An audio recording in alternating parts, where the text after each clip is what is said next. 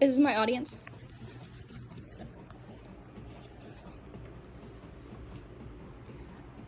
What is diabetes? Diabetes is defined as a chronic condition that causes elevated blood sugar levels in the body. During an interview in 2011 with Larry King, Nick Jonas said, "Diabetes sounds like you're going to die when you hear it." I was immediately frightened, but once I got a better idea of what it was and that it was something I could manage myself, I was comforted. With any disease or condition, knowledge is power. I am passionate about this topic because my mom had gestational diabetes while she was pregnant with my younger brother, and my uncle has type 1 diabetes. Due to complications with type 1 diabetes, he has had to have multiple amputations. I've had many opportunities in my life to see how diabetes affects and impacts someone's daily life. Diabetes is a growing disease. It's often underdiagnosed, and education and knowledge about the causes and symptoms are helpful and beneficial for anyone to learn. I'll be talking about the different types of diabetes and their symptoms. Diabetes is separated into 3 main categories: type 1, type 2, and gestational diabetes, which affects pregnant women. The first category I will talk about is type 1. Type 1 diabetes is caused by an autoimmune reaction to insulin in the body. Insulin is a hormone made by the pancreas, and it's used to regulate the blood sugar levels in the body. When someone has type 1 diabetes, the body's immune system wrongly attacks the insulin and causes an absence of insulin in the body. The reason insulin is important is because it balances the blood sugar levels in the body. In an interview in 2017 with Dr. Ann Albright, Director of Diabetes Translation CDC, she said, "Those who have type 1 diabetes must take insulin to survive." To fully understand the role of insulin, we're going to watch a video from Dr. David Caban in 2019.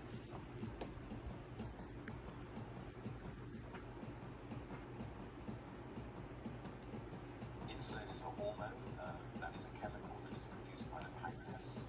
That's an organ that sits behind the stomach in your abdomen. And the role of insulin is to keep the level of glucose in the blood at the right level. And it does that by taking the glucose from the bloodstream into the cells where it's used as energy. And then any excess glucose is taken into the liver where it's stored for later use. Like Dr. Caban said, the role of insulin is to keep the level of glucose in the blood at the right level. Without the balancing of insulin, blood sugar is raised very high after eating and cannot be regulated. Many symptoms can accompany type 1 diabetes. Some of the most common symptoms can include increased thirst, extreme hunger, unintended weight loss. Some other symptoms include fatigue, weakness, mood changes, and the most common symptom for children is bedwetting. These are some causes and symptoms of type 1 diabetes. So what about type 2? Some of the most common symptoms and causes with type 2 diabetes is that, unlike with type 1 diabetes, people with type 2 do typically make insulin, but their body has a different reaction to it. It doesn't have the autoimmune reaction, but it typically doesn't make enough insulin, or their body just doesn't use it right. Diabetes happens because of insulin resistance, which means their bodies don't use insulin the right way. The pancreas tries to overcorrect by making even more insulin, which contributes to the resistance. The symptoms of type 1 diabetes are similar, with a few differences. Some symptoms with type 2 diabetes can be increased thirst, in some cases unintended weight loss, and extreme hunger. There are some symptoms that aren't as common with type 1 diabetes, though they can happen, which include slow healing sores, frequent headaches, numbness and tingling in the feet. These are some causes and symptoms of type 2 diabetes. The last category of diabetes is gestational. So what are the causes and symptoms with gestational diabetes? Gestational diabetes happens when a pregnant woman who has not had diabetes prior to pregnancy develops it due to all the hormonal changes in their body. There are a few ways to avoid gestational diabetes. One way is through prevention, by being very aware of your diet and exercise before being pregnant. Another way you can do is you can keep being aware of your diet and exercise and keep eating a balanced diet during your pregnancy. This can decrease the chances of gestational diabetes.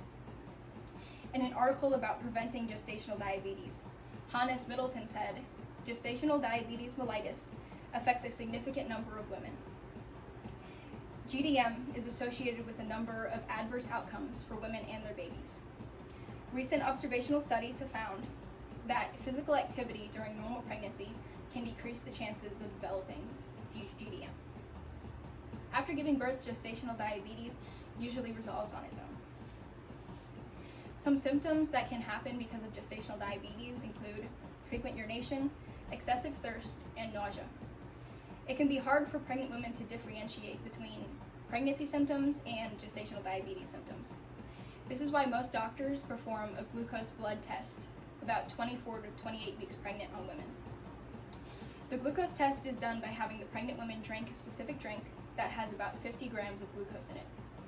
After the glucose drink is taken, their blood will be drawn and then tested for the glucose levels in the body to see if they're very elevated or if they've regulated. Gestational diabetes is the only type of diabetes that can regulate and resolve on its own, and in most cases is not a lifelong condition. There is currently no known cure for diabetes. The most common types of diabetes are type 1, type 2, and gestational diabetes. Type 1 diabetes is an autoimmune condition, type 2 is caused by insulin resistance, and gestational diabetes affects pregnant women. Diabetes is a growing and underdiagnosed disease. Knowledge and symptoms about the different types and the causes of it is helpful and beneficial for anyone to learn so that you can recognize these symptoms in yourself or someone that you love. There are so many cases of undiagnosed diabetes. From a statistic in 2024 from the International Diabetes Federation, an estimated 252 million people are not aware they have the condition. This is a very scary statistic, especially because diabetes can be fatal. From an article about diabetes, the CDC said in 2021, diabetes was the 8th leading cause of death in the United States. If we can raise more awareness about diabetes, learn more about the symptoms and the causes, this disease may become more manageable and treatments can become more accessible for people who have diabetes. Education and knowledge about diabetes could mean the difference between life and death for you or your loved one.